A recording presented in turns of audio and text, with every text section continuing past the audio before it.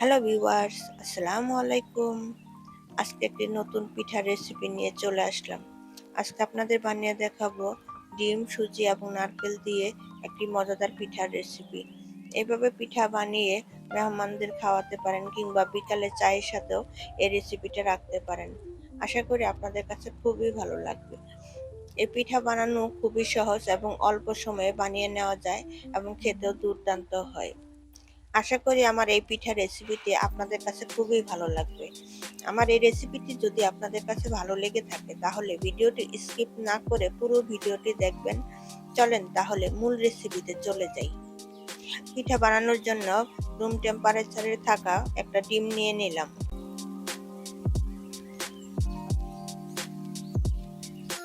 মিষ্টির জন্য দিয়ে দিলাম হাফ কাপ চিনি, তবে চিনির পরিমাণ আপনারা আপনাদের পছন্দ মতো বাড়িয়ে বা কমিয়ে নিতে পারেন। এখন হ্যান্ড হুইচের সাহায্যে ডিম আর চিনি ভালোভাবে ফেটিয়ে নিব, যাতে করে চিনির কোনো দানা দানা ভাব না থাকে।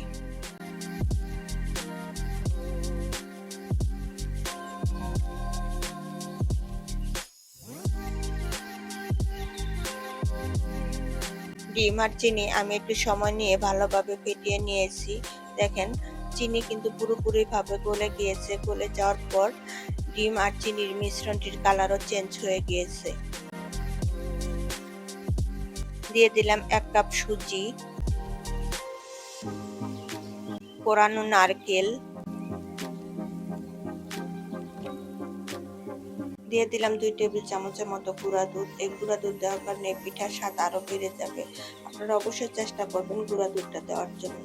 দিয়ে দিলাম সামান্য পরিমাণে লবণ, তবে আপনারা যদি মিষ্টি খাবারে লবণ পছন্দ না করেন সেক্ষেত্রে স্কিপ করতে পারেন। এখন আমি সবকিছু ভালোভাবে মেখে নিব।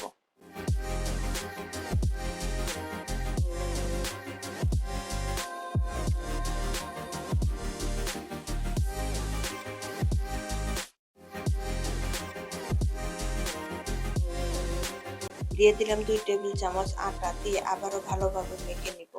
এই ডোটা কিন্তু একটু নরমই হবে।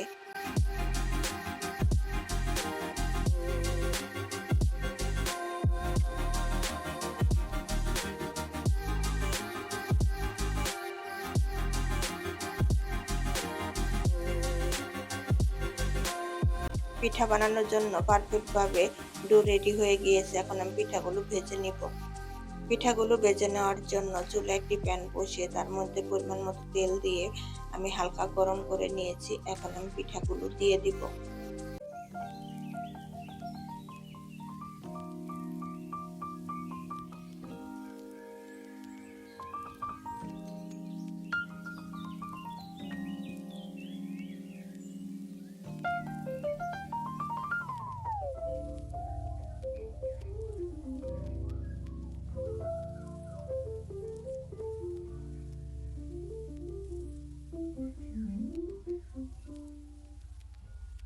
সবগুলো পিঠা আমার দেওয়া হয়ে গিয়েছে। এখন আমি এক পাশ ভালোভাবে ভেজে নিব। পিঠাগুলো একদম লো টু মিডিয়াম হিটে ভাজতে হবে, তা না হলে পিঠার উপরে কালার চলে আসবে, ভিতরে কাঁচাই থেকে যাবে। পিঠাগুলো এখন আমি উল্টিয়ে দিব।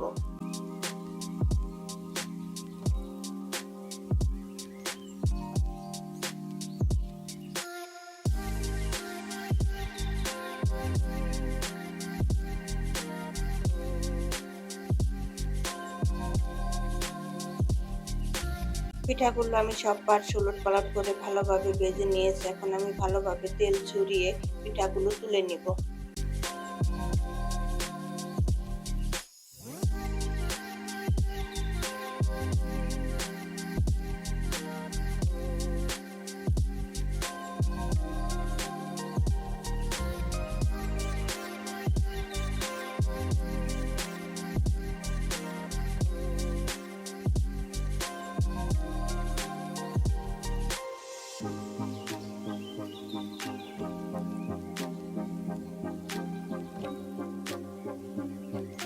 সেম প্রসেস আমি বাকি পিঠাগুলো ভেজে নিব।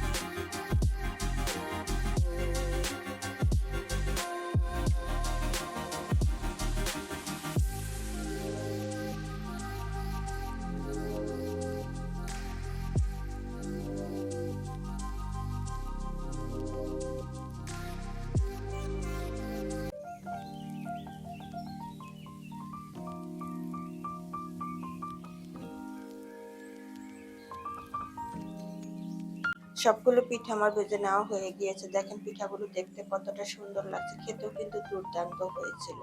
ভিতরের নরম, উপরে ক্রিস্পি, পিঠাগুলো খেতে অসম্ভব মজার হয়।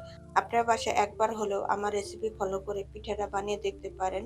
আশা করি আপনাদের কাছে খুবই ভালো লাগবে। আমার রেসিপিগুলো যদি আপনাদের কাছে ভালো লেগে থাকে তাহলে অবশ্যই আমার চ্যানেলটিকে সাবস্ক্রাইব করে দিবেন এবং পাশে থাকা বেল আইকনটিতে ক্লিক করবেন, যাতে আমার সকল ভিডিও নোটিফিকেশন সবার আগে আপনার কাছে পৌঁছে যায়।